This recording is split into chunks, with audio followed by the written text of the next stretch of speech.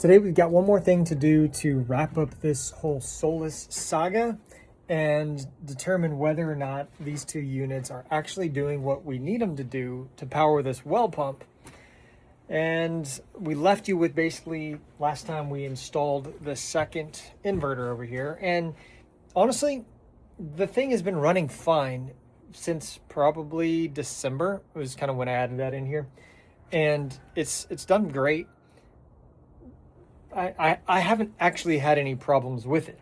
Now, I do have a new well pump, and I'm pretty sure that's just because the well pump says that it only lasts 10 years, and it's been here 10 years. You let me know in the comments section if I ruined it trying to run this system, but that's a different topic. What we're going to do today is demonstrate the only last issue that I have, and then I'm probably going to just be done with this series. So if we, you know what I'm going to do? I'm going to run some water so that the pump can turn on. You might hear the hissing behind me. It's just the way it is. This valve right here, it's going to make some noise because, you know, I've let some pressure out. But what I've got going on right here is I've got a min-max amperage set so that we're going to do AC amps, and this is going to measure how much amperage is coming from this grid up through here into this inverter. Now unfortunately I guess I could take all this apart and we might have to redo this, but I don't really want to deal with it. This is just going to measure how much is going to this one particular inverter. Then the other thing that I've got is I've got my AC inrush amperage, and so that's going to tell us how much amperage is coming in right here. So I'm going to go ahead and flip this on, and hopefully we'll see everything boot up just fine. Okay, 75 amps. You can hear the well pump kicked on. Water's filling the tanks. However, we have 33 amps kick on and come through grid. I'm going to flip that off and go back to amps, and you see now it's back down to like 4 amps. So for whatever reason it pulled grid at startup.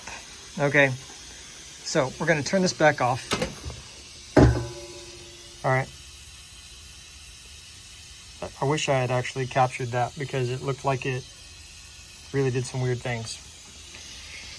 So 75 amps, that's kind of what we would expect. But here's the deal. That's when I have grid present, and the grid is actually just my 3 6000 XPs back up in my barn. So let's see what happens with both of these very capable units on paper when I don't have grid present. I got that hissing to stop, which was nice. Okay, so these are the two breakers that go to each of the inverters. This is the grid in. Okay, so you saw the light flash maybe, and we've now got these errors. Okay, well, I don't know why that one's showing that. Nonetheless, light is still on. We're still producing power, but we have no amperage coming through, right? Because the grid is off. Let's reset this over here.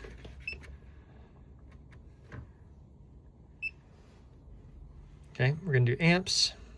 We're going to do min-max. Actually, I'm sorry, we want to do inrush. Go back over here. Inrush. All right, so we've got inrush, and now we're going to do range so that we can get over here and get our three spots on the left side of the period. Okay, moment of truth. Here's what's going to happen. Yep, that's it. Air it out, light went off, inverters freaked out. We only hit 62 amps before it died.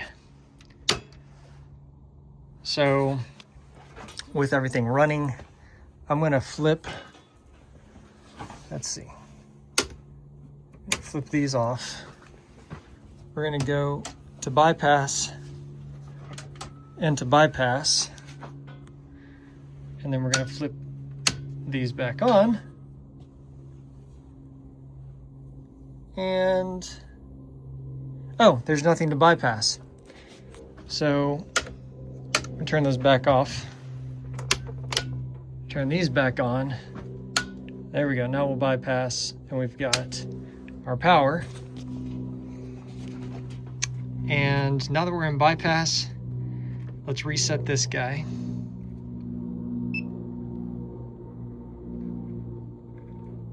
Inrush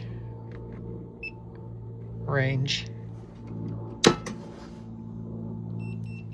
75 amps. Pulling a consistent 16 on one leg. Pump is going. And we've got 30 amps continuous. This is the problem that I have with these guys. They're great as long as they feel like they have the comfort blanket or whatever it is of the grid. They don't have the surge capability without my 6000 XPs to back them up. On paper, they should work. It just doesn't. So they're great inverters out here for, honestly, they're great for what they do with the grid backup. However, I don't want that. It's not what this is supposed to be. This is supposed to be a completely off-grid shed out here that can run without anything else. So I'm frustrated that after going through, originally, if you've seen all the videos, originally we had just one inverter and a battery, and then we went to one inverter and two batteries, and then we went to two inverters and two batteries. It still doesn't work. So I might be repurposing this system to go somewhere else where there isn't a 75 amp inrush, and then trying to figure something else out. If you're into this sort of thing, check out this video right here. This is where I'm going to test the 12,000 XP on this well pump. When it comes out, it'll be here. Otherwise, check out this one right here. YouTube thinks it's best for you.